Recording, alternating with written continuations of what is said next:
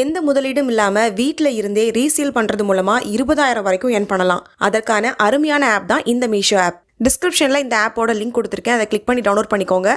அது மட்டும் இல்லாம ஆப்பை இன்ஸ்டால் பண்ணதுக்கு அப்புறம் அக்கௌண்ட் செக்ஷனுக்கு போயிட்டு என்டர் ரெஃபரல் கோட்ல இந்த கோடை நீங்க கொடுக்கறது மூலமா உங்களுக்கு 200 வரைக்கும் ஆஃபர் கிடைக்கும். ஸோ மிஸ் பண்ணாதீங்க, கண்டிப்பா டவுன்லோட் பண்ணி செக் பண்ணி பாருங்க.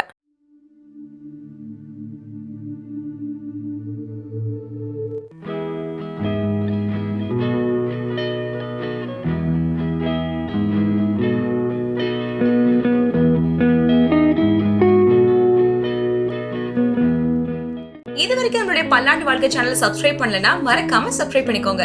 அப்படியே பக்கத்துல இருக்க பெல் சிம்பலையும் மறக்காம பிரஸ் பண்ணிருங்க. அடுத்தடுத்த சூப்பரான டிப்ஸ் எல்லாம் உங்களுக்காகவே காத்துட்டு இருக்கு.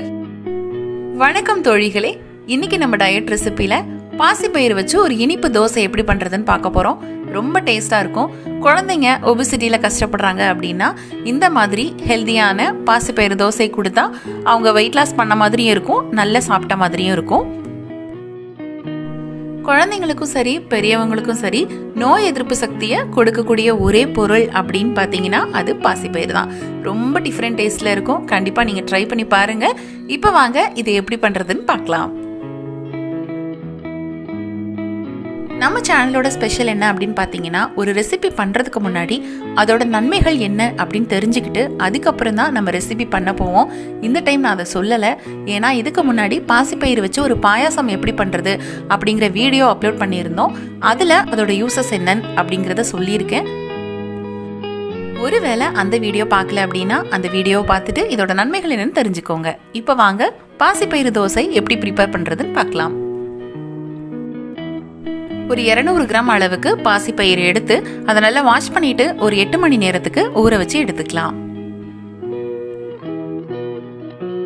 தண்ணி எல்லாம் நல்லா வடிகட்டிட்டு நம்ம அதை மிக்ஸி ஜார்ல போட்டு அரைச்சி எடுத்துக்கலாம்.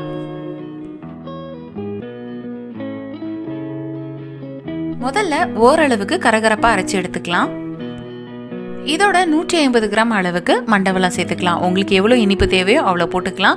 மண்டவெல்லம் இல்லைன்னா நாட்டு சர்க்கரை, அச்சு வெல்லம் கூட யூஸ் பண்ணிக்கலாம். இதோட ஒரு 1/4 டீஸ்பூன் அளவுக்கு ஏலக்காய் தூள், ஒரு பிஞ்ச் அளவுக்கு உப்பு. இப்போ இதை எல்லாத்தையும் சேர்த்து நல்லா மையா அரைச்சி எடுத்துக்கலாம்.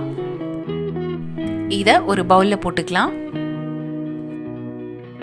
இதோட 2 டீஸ்பூன் அளவுக்கு பச்சரிசி மாவு எடுத்துக்கலாம். இதை அரைச்ச பாசிப்பயிரோட சேர்த்து நல்லா மிக்ஸ் ஆகிற அளவுக்கு மிக்ஸ் பண்ணி விட்டுக்கோங்க.